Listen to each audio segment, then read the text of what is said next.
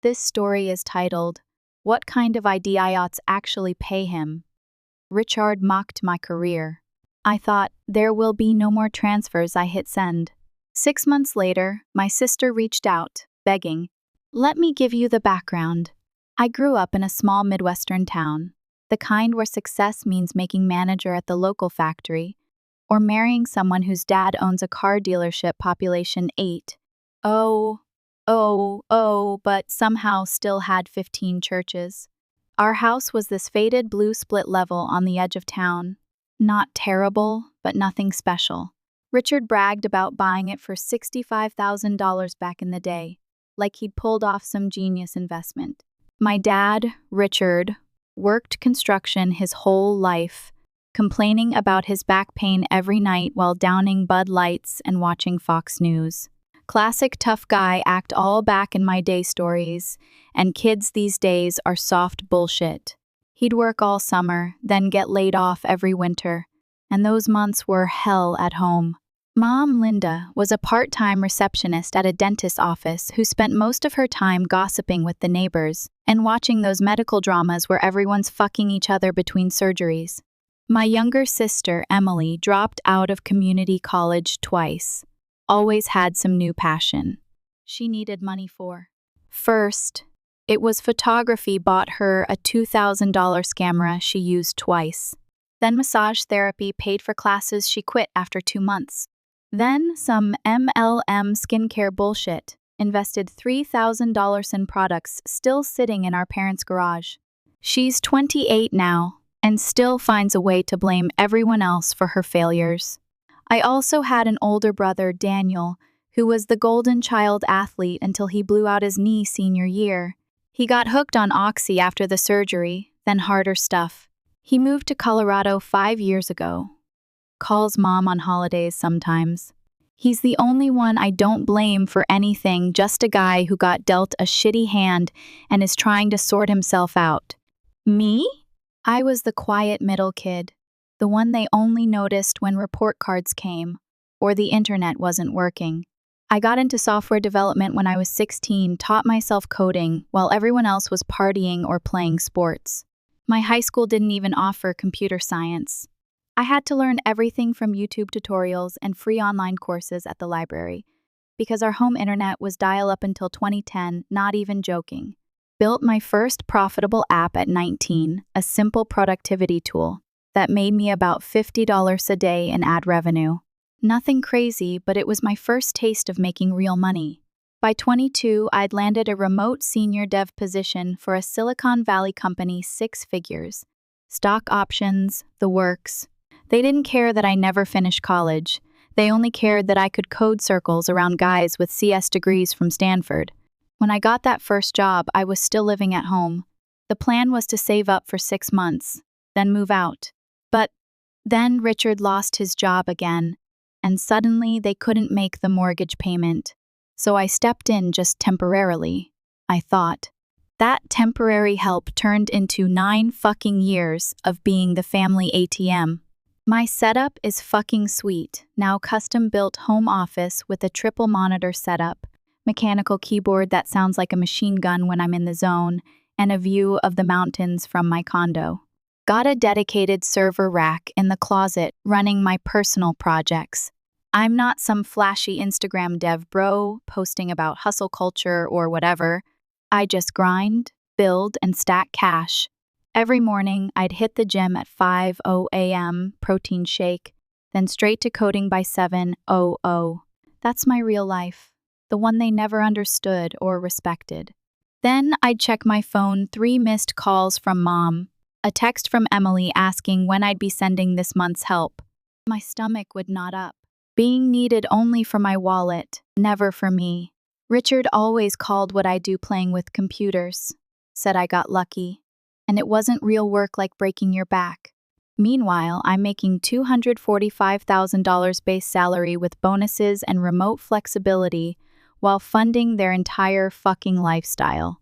Every time I visited, he'd make some comment about how I should get some sun or meet a real girl instead of those computer ones, whatever the fuck that means. Then, in the same breath, he'd mention how the roof needed replacing, or how they were thinking about a vacation to Florida.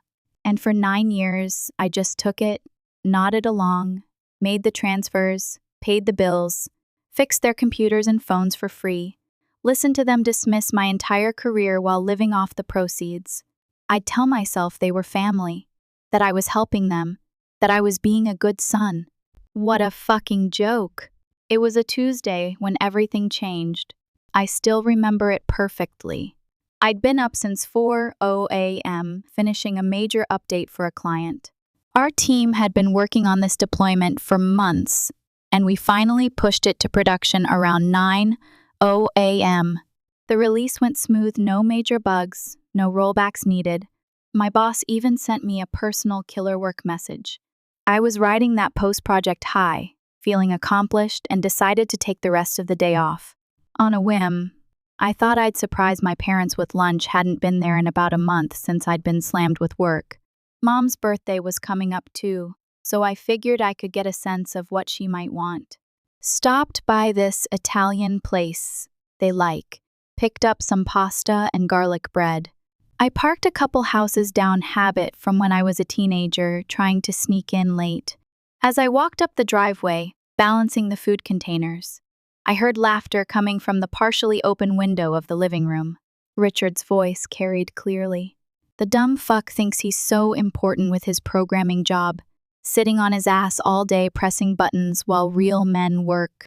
I froze on the spot, my hand halfway to the door. At least his button pushing pays our bills, my mom replied. But she was laughing too. That laugh cut deeper than any insult could. It wasn't the laugh of someone defending me. It was the laugh of someone who agreed completely. Did you see the way he talked about his promotion last month? Emily's voice now. Like we'd actually care about his nerd shit. Just tell us how much more money you'll be sending, Code Monkey. More laughter. Well, he didn't get my looks or charm, so I guess he had to be good at something, Richard said, his voice smug and dismissive. I edged closer to the window and peered in. They were sitting around the kitchen table, the same table I'd bought them last Christmas, along with renovating their entire fucking kitchen. Richard was doing an impression of me, typing with exaggerated movements, hunched over and making dumb faces. Look at me. I'm Ethan. I'm so smart with my computers. I make the big bucks but can't even change a tire or talk to real women. My sister was literally crying with laughter while Mom wiped tears from her eyes. Remember when he tried to explain his job at Thanksgiving, and Uncle Bill just kept asking if he worked for the Geek Squad? Emily wheezed.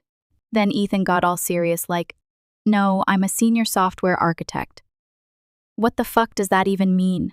Richard mocked, making air quotes. It means he sends us money every month, so who cares? Emily replied, and they all laughed harder. Mom chimed in then, her voice carrying that fake concerned tone she used when talking about me to others. I worry about him, though. Always alone in that apartment with his computers. No girlfriend, no real friends as far as I can tell. This was news to me. I had plenty of friends, other devs, gym buddies, my BJJ training partners. I just didn't parade them around my family because, well, why would I? He's probably one of those incel types, Emily said. All those tech guys are. Richard nodded sagely, as if my 28-year-old sister, who still lived at home and had never held a job for more than 6 months, was some kind of relationship expert. Boy needs to toughen up, get some real-world experience. The kicker? They were drinking expensive scotch I'd bought Richard for his birthday, in the kitchen I'd paid to remodel, while Mom was wearing the designer watch I'd gotten her for Christmas. Well, we should probably lay off him until after he pays for your new car, Mom said to Emily, barely containing her smile. My new what? Emily perked up. Oh, I didn't tell you? Mom looked smug. I was thinking we'd ask Ethan to help you get a new car for your birthday. That old Honda is on its last legs and you need something reliable. Holy fuck, do you think he will? Emily was practically bouncing in her seat. Of course he will, Richard said with absolute certainty. He always does. Just got to feed his ego a little, tell him how impressive his computer job is. I stood there, blood pounding in my ears, a strange calm settling over me. 9 years of supporting them. 9 years of monthly transfers, paying off their mortgage, funding Emily's repeated attempts at college, medical bills, car repairs, vacations, all while they saw me as nothing but a joke and an ATM. I'd always suspected they didn't respect what I did, but seeing it displayed so nakedly, hearing it in their own voices, something hardened inside me that would never soften again. I looked down at the food in my hands. Slowly, silently, I placed it on the welcome mat, the mat I'd bought them last Christmas. Then I took a picture of it sitting there with their front door in the background. Don't know why, just felt important somehow, like documenting the moment everything changed. Then I walked back to my car and drove away. They never even knew I was there. I drove with no destination in mind, just driving, knuckles white on the steering wheel, jaw clenched so hard my teeth might crack. I ended up at this overlook about 20 miles outside of town. Used to go there sometimes in high school when I needed to think. I sat on the hood of my car, staring out at the valley below, replaying their words in my head, the casual cruelty, the entitlement, the absolute certainty that I would continue to fund their lives while they mocked me behind my back. My phone buzzed. "Mom, Ethan, honey, when can we expect this month's money?" Richard and I are thinking about that cruise to Alaska we talked about. Also, Emily needs first and last month's rent for her new apartment. I actually laughed out loud. The fucking timing, not even asking, expecting, demanding, really. The entitlement sliced through me like a blade. What had I been to them all these years? Just a resource to be tapped whenever needed while being laughed at behind my back. 9 years, almost a decade of my life funding theirs. All those nights I worked until 3:00 a.m. to meet deadlines while they complained I didn't visit enough. The promotions I earned through pure skill and grind, while they dismissed my entire career as getting lucky. I'd paid off their mortgage 3 years ago, $112,000 remaining on the principal. Bought them a new roof, $22,000. New kitchen, $35,000. Helped Emily with her apartment deposits at least 4 times $12,000 total. Never got any of those back. Paid for her community college attempts $18,000. Medical bills when Richard needed back surgery, $47,000. Mom's car, $28,000. Christmas and birthday gifts that got more expensive every year because nothing was ever quite good enough. All told, probably close to $500,000 over 9 years, not counting the monthly allowance I sent them. $500,000. Could have bought a vacation home with that. Could have invested it and retired early. Instead, I'd handed it over to people who sat around a table calling me a code monkey while drinking my scotch. Something shifted inside me, a resolve hardening like steel being forged. No more. I pulled over at a rest stop, took out my laptop, and connected to the hotspot. I opened my banking app and stared at the shared family account I'd established, $112,000. My money, all of it. I'd been building this emergency fund for years, partly for them, partly because I was planning to help Emily with a house down payment eventually. Fucking joke's on me. I transferred every cent to my private account, then closed the shared account permanently. Next, I blocked their numbers, all of them. Removed them from all my social media, changed my email, set up auto-forwarding for any messages from their addresses to go straight to trash. I went through my credit cards, checking for any recurring payments related to them. Found several Richard's Fishing Magazine subscription, Mom's streaming services, Emily's Spotify Premium, their cell phone bill. Canceled every single one. I checked insurance policies. My name was on their homeowner's insurance as a co-signer to get them a better rate. Called the company, had myself removed. Same with their car insurance. Complete digital and financial amputation. I stayed there in that rest stop parking lot for 3 hours, methodically cutting every tie, every connection, every way they could reach me or my money. It felt surgical, precise, like excising a tumor. Then I drove to my condo, walked in, poured myself 2 fingers of bourbon, and, for the first time in years, felt something close to peace. The storm would come, I knew that, but in this moment of clarity, I finally understood what had been missing. I didn't need their approval. I never had. They needed my money, not the other way around. I spent the rest of the day setting up new security for my building. No more surprise visits. Called the building manager. Explained I was having issues with family members showing up unannounced. Asked that they not be allowed up without my explicit approval. He understood immediately. Said it happened more often than I'd think. I was done being the family piggy bank. That night, I slept better than I had in years, like some weight had been lifted off my chest. I woke up the next morning actually feeling light, free. I went to work like normal, crushed my tasks, didn't check my phone for messages I knew would be piling up, just focused on my code, my projects, my life. For the first time in nearly a decade, I wasn't carrying 3 extra people on my back. The fucking storm hit exactly as expected. 3 days of constant attempts to reach me. Calls from blocked numbers, emails from new addresses, even a message through my company's website contact form. Ethan, honey, is something wrong with your phone? We've been trying to reach you for days. Ethan, what's going on? Emily needs her rent money by Friday. Son, call your mother. She's worried sick. The credit card was declined when I tried to buy groceries. Call me ASAP. Ethan, this isn't funny anymore. We're really worried about you. I ignored every single one.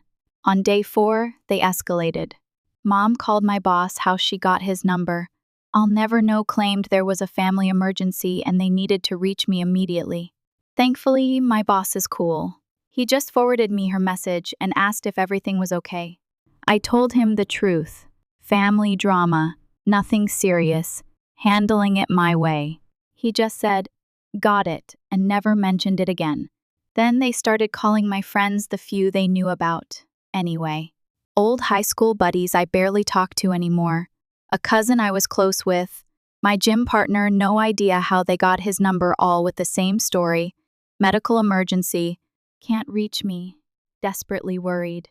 One by one, these people texted me, asking what was going on. One by one, I explained briefly, without drama, family issues, nothing serious, taking some space. On the 4th day, the buzzer to my condo rang. I checked the security camera to see Richard standing there, face already red with anger. Sir, there's a man claiming to be your father here. He seems agitated. Should I allow him up? The concierge called. My heart hammered against my ribs, but I refused to hide. Send him up. The minutes waiting felt like hours. I paced my living room, adrenaline spiking. For a moment, I felt like that kid again, the one who got yelled at for spending too much time on the computer. Instead of helping with yard work, the one who was never quite good enough, never quite man enough for Richard Winters. But I wasn't that kid anymore. I was a 31-year-old man who paid his own way, who had built something from nothing, who didn't need anyone's approval or support. Then came the knock, 3 hard, angry raps. I opened the door, standing at my full 6 shoulders back, arms crossed over my chest. Gone was the apologetic son always trying to please. In his place stood a man who'd finally had enough. What the hell is going on? Richard pushed past me into the apartment, just like he always did, assuming he had the right. I closed the door, my voice calm and cold. Hello to you too. Your mother is worried sick, your accounts are closed, you're not answering calls. What's this about? I heard you. What? Tuesday at the house. I heard every word. His face went through a rapid series of expressions: confusion, then recognition, then dismissal. What? You mean us joking around? Christ, son, don't be so sensitive. We were just having a laugh. At my expense, while living on my dime. That's what families do. They tease each other. It doesn't mean anything. Then I guess the money I send doesn't mean anything either. His face darkened. Now wait a minute. 9 years, Richard. 9 fucking years I've been supporting this family, paying your mortgage, funding Emily's third attempt at college, buying mom new appliances, and all while you mock me, my career, and everything I've built. We're grateful for the help, but you're not grateful. You're entitled. You expect it, as if it's your right to live off my work while treating me like some joke. His face was turning purple now. We're your family. That's what family does, they help each other. I laughed, couldn't help it. Help goes both ways, Richard. When's the last time you helped me with anything? When's the last time any of you even asked about my work without your eyes glazing over, waiting for me to shut up so you could ask for money? He opened his mouth, closed it again. No answer. I heard you planning to ask me to buy Emily a new car after everything I've already given her, after paying for 2 degrees she never finished, after 4 apartment deposits she lost. She's going through a tough time. She's been going through a tough time since she was 19. She's 28, Richard. When does she start taking responsibility for her own life? That's not fair. Not everyone can be a fancy computer genius. I just stared at him, the dismissal of my hard work, my years of learning, my constant hustle, all reduced to fancy computer genius, as if I'd been born knowing how to code, as if I hadn't spent thousands of hours teaching myself, building projects, failing, learning, trying again. The bank is closed, I said simply. Permanently. You can't just cut us off. We have bills, expenses. So does everyone. Get a job. Mom, too. Emily, definitely. Your sister has a job. Part-time at a coffee shop doesn't count when you're 28. Time to grow up. All of you. His face contorted with rage, the vein in his forehead throbbing. You ungrateful little fuck. After everything we've done for you, name one thing. I stepped closer, towering over him. One thing you've done for me in the last decade that didn't involve asking for money. He stammered. I taught you how to be a man. I actually laughed in his face. Is that what you think you did? You taught me that real men break their backs for minimum wage instead of using their brains? That real men drink beer and complain instead of solving problems? That real men leech off their kids instead of building something for themselves? He took a step back, genuinely shocked. I don't think anyone had ever spoken to him like this before. Get out of my house. This isn't over, he hissed, backing toward the door. Family is everything, Ethan. You'll regret this. No, self-respect is everything. I just wish I'd learned that sooner. The door slammed hard enough to rattle the walls. I stood motionless in the sudden quiet, waiting for the guilt to come crashing down. It didn't. Instead, a strange lightness filled my chest, like putting down a heavy weight I'd carried for years without realizing how much it had been crushing me. I sat down on my couch, the confrontation replaying in my mind. For the first time in my adult life, I'd stood up to my father, looked him in the eye as an equal no, as someone who had surpassed him in every way that mattered, and I hadn't backed down. My phone buzzed with texts from Mom. Your father just came home. He's furious. What did you say to him? How could you treat him this way after everything he's done for you? Delete. Block the new number. Another buzz. This is Emily. WTF, Ethan? Richard says, you're cutting us off. Is this some kind of joke? Delete, block. I turned off my phone, poured another bourbon, and put on some music. Tomorrow would bring more drama, more attempts to manipulate me, more guilt trips and anger. But tonight, I was free. A month passed, then 2, then 6. I threw myself into work, picked up Muay Thai training 3 nights a week. Something I'd always wanted to try but never had time for because I was too busy dealing with family drama. Started dating again. Met a cool programmer named Caitlin who worked for a competitor company. We clicked immediately, same dark humor, same work ethic, same boundaries with toxic family members. Bought a motorcycle I'd always wanted but had put off because the money always seemed to disappear into the family account. Nothing crazy. Just a used Triumph Bonneville that I could work on in my spare time. Started taking weekend rides up to the mountains. discovering tiny towns and roads I never knew existed. My life was mine again. My money was mine again. My time was mine again. The attempts to contact me continued but grew less frequent. Mom tried different tactics: guilt, concern, anger. Emily was more direct, just demanding money for various emergencies: broken car, medical bills, rent. Richard didn't reach out at all, too proud, I guessed. I didn't respond to any of it.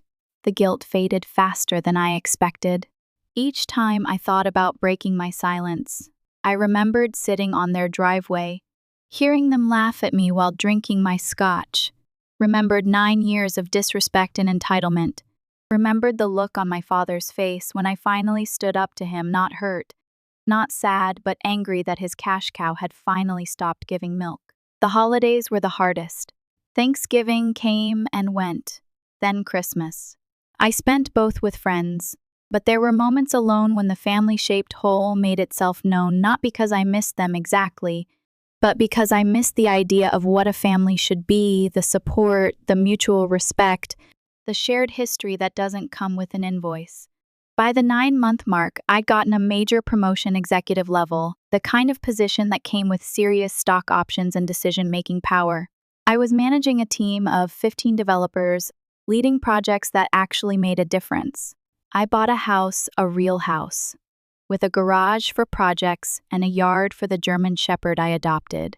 Named him Rex. He'd been a rescue, 3 years old, abandoned by a family that moved away and left him behind. We understood each other.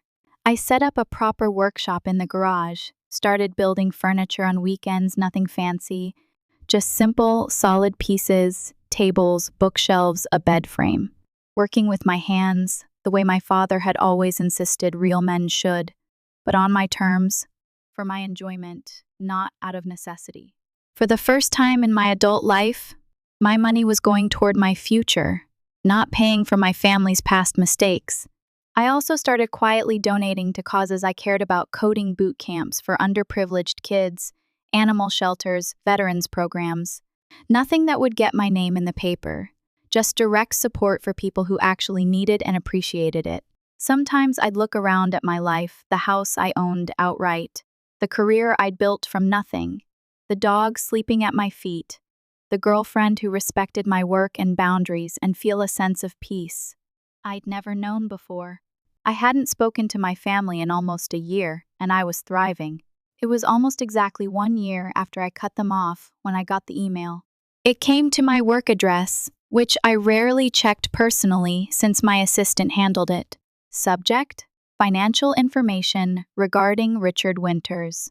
Richard Winters, my dad. The email was from a law firm representing a construction equipment rental company. They were seeking information about my father's assets in relation to an outstanding judgment against him. Curious despite myself, I called the number in the signature. "This is Ethan Winters, returning your call about Richard Winters." "Ah, Mr. Winters, thank you for getting back to us. As I mentioned in my email, we represent Highland Equipment Rentals in relation to an unpaid debt owed by Richard Winters. Our records show that you have made substantial payments to Mr. Winters over the past several years, and we're trying to establish his current financial situation." "I haven't made any payments to my father in approximately 1 year," I said, keeping my voice neutral. "We're not in contact." "What's this about?" The lawyer hesitated, then apparently decided I was worth talking to. "Your father started a construction company about 10 months ago, Winters Construction LLC. He rented a significant amount of equipment from our client, failed to pay, and then damaged several pieces before returning them. The court has awarded our client damages of $88,000, but we've been unable to collect. 10 months ago, right after I cut him off. Interesting timing. I have no knowledge of my father's business ventures," I said truthfully, "and as I mentioned, we haven't been in contact for about a year." "I see. Our investigation of your father's finances showed regular large transfers from your accounts to his over a period of several years. We were hoping those might still be occurring, as Mr. Winters appears to have no significant assets of his own. Those transfers stopped permanently a year ago. I have no financial connection to my father anymore. Understood. Thank you for your time, Mr. Winters. After hanging up, I sat back in my chair, an unexpected laugh escaping me. The irony was too perfect. Richard had always criticized my career choice, my work ethic, my easy money, and now he tried to prove himself by starting a business and crashed and burned spectacularly. My curiosity piqued. I did something I hadn't done in a year. I Googled my family.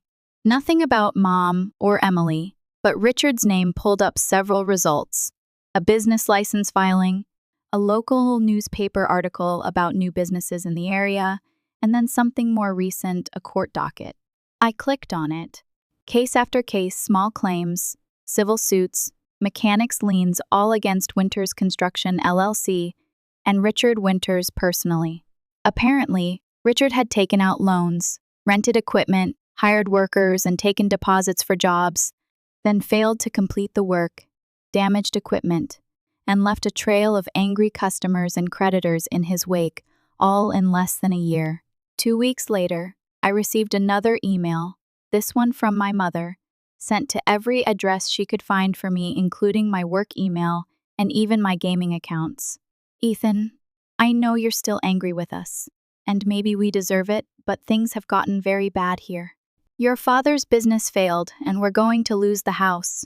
The bank is foreclosing next month. Emily moved back home because she couldn't afford her rent. We have nowhere else to turn. Please, if you ever loved us at all, we need your help, just this once. At the bottom was a GoFundMe link. I clicked it out of curiosity. Help the Winters family save their home. $342 raised of $180,000 goal. The description was a masterpiece of selective truth: medical issues, bad luck, economic downturn. Not a word about the mismanaged business, the wasted opportunities, or the years they'd lived off my income while mocking my career. The comment section was illuminating: a few sympathetic messages from distant relatives and church friends. But also this: Richard Winters took a $5,000 deposit to remodel my kitchen, demolished everything, then disappeared. Now my family has been cooking on a hot plate for 3 months. Scam. And this man owes my brother $8,000 in unpaid wages. He hired him for construction work, then claimed he didn't have the money to pay him. Now he's begging online. Disgusting. I closed the tab without donating. Then, on a whim, I searched my dad's name online again, this time adding news to the search. There he was, in a local news article from 3 weeks earlier. Headline: Local contractor faces fraud allegations. According to the article, Richard had taken deposits for renovation jobs, started demolition, then abandoned the projects when he ran out of money, leaving several local families with partially destroyed homes. The article included a quote from him: "My son is a successful tech executive. He'll make this right." My fucking name dragged into his mess, still expecting me to clean up after him, even after a year of silence. I was seething. The absolute goddamn nerve of him to fail so spectacularly through his own arrogance and mismanagement, then publicly volunteer my money to fix it. My phone rang, unknown number. Against my better judgment, I answered. Ethan? Ethan, don't hang up. It's Emily. My sister's voice sounded different, strained, desperate. What do you want, Emily? I know you've seen the GoFundMe. I know you're still mad about whatever you're mad about, but this is serious. They're going to arrest Richard if we don't pay back at least some of the money. Mom's having panic attacks. We're going to be homeless in 3 weeks. That sounds like a series of consequences for Richard's actions. How can you be so cold? We're family. Family respects each other.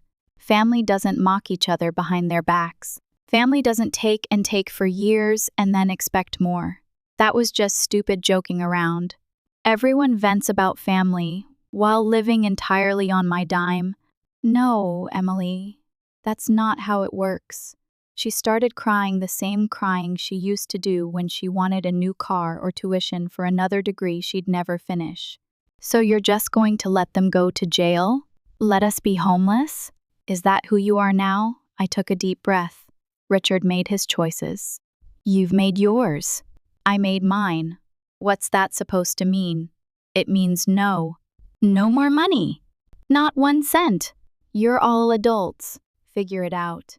You heartless bastard, she screamed, her crying instantly replaced by rage. After everything we've done for you, Mom was right. Money changed you, made you think you're better than us. I was always better than you, Emily. I just didn't realize it until now. I ended the call, turned off my phone, and took Rex for a long hike in the mountains. The air was clear, the views spectacular. Freedom felt better than I'd ever imagined. 3 weeks later, I was in Seattle for a tech conference when I received a text from a number I didn't recognize. It's Mom, new phone, emergency. Please call. Against my better judgment, I called. Ethan? Her voice sounded small, broken in a way I'd never heard before. What is it? Your father, he's in jail. Fraud charges? They're saying 3 to 5 years. I said nothing. We lost the house yesterday. The bank took everything. Emily and I are staying at a motel, but we only have enough for 3 more nights. Still silence from me. Ethan, please? I know we hurt you. I know we took you for granted, but we have nowhere else to turn. What about all your friends? The neighbors you've known for decades? Richard's buddies from work? They've all turned against us because of the fraud stuff. The Hendersons lost their life savings because of your father's business. The Miller's kitchen is still torn apart. No one will help us. Jesus Christ. It was even worse than I thought.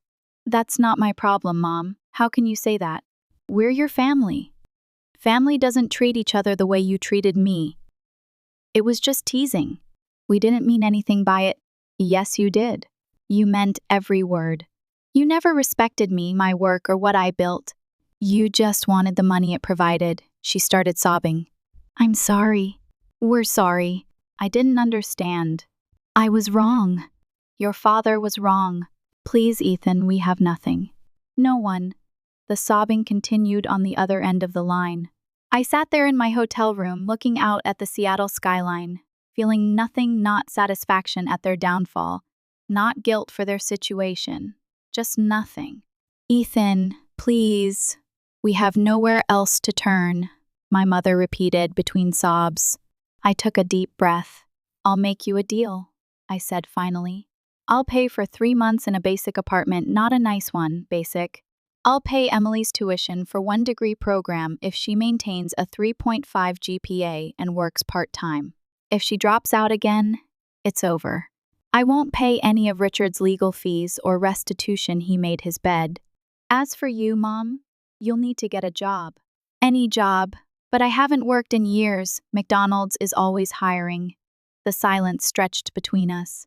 Those are my terms. Take them or leave them. Your father always said you were the cold-hearted one, she whispered. I never believed him until now. I laughed, genuinely amused. Still trying the guilt trips, huh? Offer rescinded. Good luck, Mom. I ended the call, blocked the number. My phone buzzed with an email. Ethan, I know Mom just blew it with you. She told me what she said.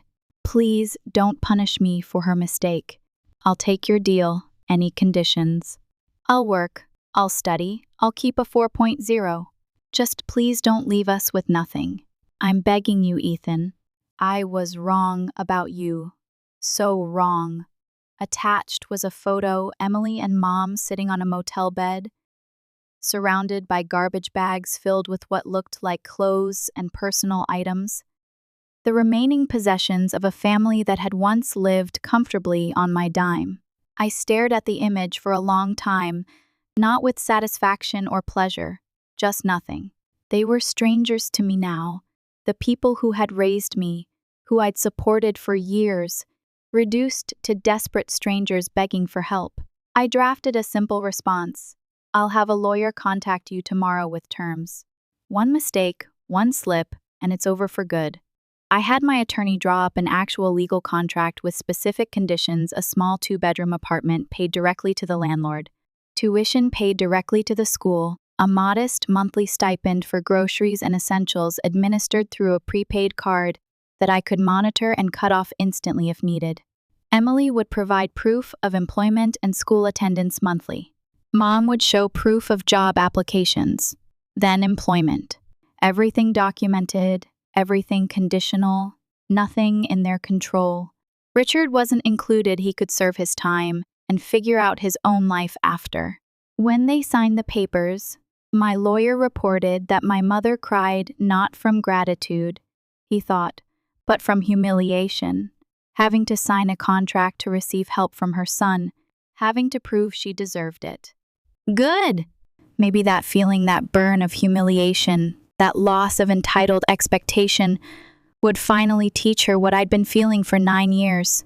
6 months later, Emily was actually doing well in school computer science. Ironically enough, turns out she had some aptitude for it when she actually applied herself. Mom was working reception at a dental office, the same job she'd had years ago but had quit because working was too stressful. I never visited them, never called. All communication went through my lawyer or via email, clinical, detached, businesslike. Sometimes I felt a twinge of something, not quite guilt, not quite nostalgia, just acknowledgement of what was lost. But then I'd remember their laughter at my expense, and the feeling would pass. Richard wrote me one letter from prison. I had my assistant scan it and email it to me. Son, I know I messed up not just with the business, but with you. I was jealous. You made it look so easy, making all that money while I struggled my whole life. I should have been proud, but instead I was bitter. I hope someday you can forgive me, but I understand if you don't. I read it once, then deleted it. Maybe someday I'd be ready to engage with that, but not now, not yet. My life continued to improve. Caitlin and I got engaged. The company went public, making my stock options worth millions. Rex got a brother, another German Shepherd rescue named Max. The family that had drained me for years was now living by my rules, surviving on my terms, learning the hardest lesson of all, that respect isn't optional, it's fundamental, that you don't mock someone while taking their money, that actions have consequences. I don't know if we'll ever have a real relationship again. Some bridges stay burned, but I do know this. I'll never again let anyone use me as an ATM. Never again fund my own disrespect. Never again put my life on hold to clean up someone else's mess. That man is gone. In his place stands someone stronger. Someone who finally understands that real family, whether blood or chosen, lifts you up instead of dragging you down. And that's a lesson worth every painful moment it took to learn.